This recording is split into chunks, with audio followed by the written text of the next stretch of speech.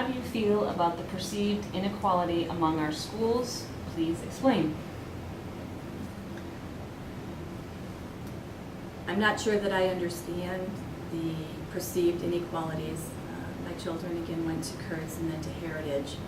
However, if we're talking about perceived inequalities in terms of tools and additional equipment and things, from my understanding, there are no inequalities in terms of resources and things that the district provides. We're talking about parent groups, and we need to be looking at all of the stakeholders, not only the administration, but the teachers, as well as the parents. And we need to work on programs to get everybody involved, to get parents to understand the necessity and the role that they play in being a part of their children's education. And from that, I think that you'll get a more active parent group that can then add towards services and additional options within a parent group. An example that I can give you is when we lived in California. When my children were in kindergarten, the class size was 19. It was a half-day kindergarten program. Teacher only taught one class.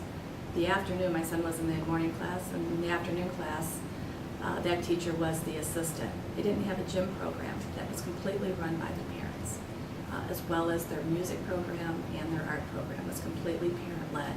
And it was a way that the parent group, as a stakeholder, made sure that they were involved and made sure that these very key areas within a curriculum were not left out.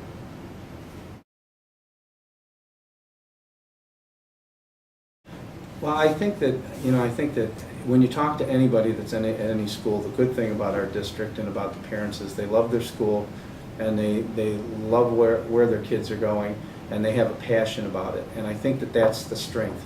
The involvement of the parents and the community is a real strength of what we have.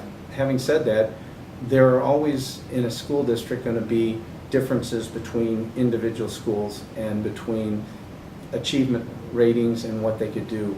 Some from the involvement, some from the students, some from the actual school itself, and just the community, its own internal community, and kind of the feeling it has for, and the way it's run.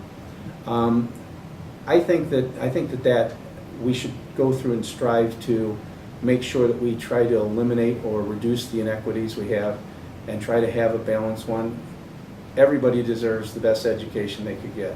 Saying that one school's better than another or promoting one better than another, that's always concerned me. It's always bothered me. And I've seen it from a sports aspect with my daughters playing sports. For example, a lot of the coverage was more on one high school than the other, and you wouldn't go through and see all of that, all of the balance that needs to be done. So that balance needs to be there. And the other thing we need to do is not be afraid to share best practices in the district. There seems to be a concern that if you go through and try to promote best practices and have everybody in the district do it, that each of the schools will lose their autonomy, and they'll lose this wonderful, well, how should I put it? I guess that there's a feeling that it has its own personality and its own feeling. But I think you can still have that and still succeed. And we need to go through and do more of that.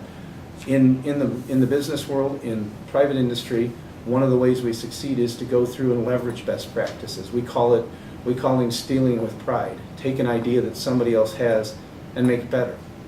Go through and perform it. Don't always recreate the wheel, I'm sorry, because we have a tendency to want to go through and do that and put our name on it and say, this is what we did. When we go through and implement stuff, let's look at what's worked around the United States. Let's look at what's worked in other districts. And then let's not just go rebuild it the Huron Valley way. Let's go through and copy with pride. Let's go through and take that and implement it because it's proven success. When we make these kinds of changes, it's our children's lives that we're talking about. It's their education. There is no such thing as a do-over. You have to make sure it's right the first time.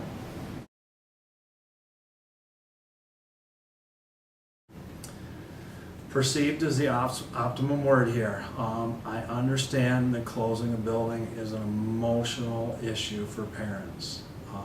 When we had buildings up for consideration for closing, there was on a couple of occasions, there was a good chance that my students, my children, would have been moved to a different building. I hate that buildings have to be closed, and I understand that parents can perceive that it may be an attack on their building. But I've always preferred to look at Huron Valley as a district as a whole. And even though we may have to close a building and move students, I would like to concentrate on the more positive effect that it has on all the students. If we can consolidate services and provide better education for all students by means of closing a building, if we have no other options, then unfortunately that's probably what we're going to have to do. I would never favor one building over the other. I don't think that's productive, and I think when we do decide to close buildings, if we have to in the future, we need to keep all buildings under consideration, not just specific buildings in specific neighborhoods strictly due to possibly their age or the amount of students that are currently in them. Because it may be a better optimization of dollars to move students into an underutilized building if that building turns out to be more efficient or less expensive to operate or less expensive to have transportation to and from, or if it's part of a better community, a community that gives more support to their building.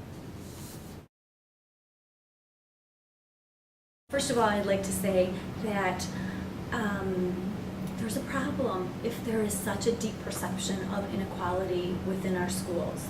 And quite honestly, it comes back to communication, community relations, and I feel that the district needs to be held accountable for maintaining our schools equally and equitably.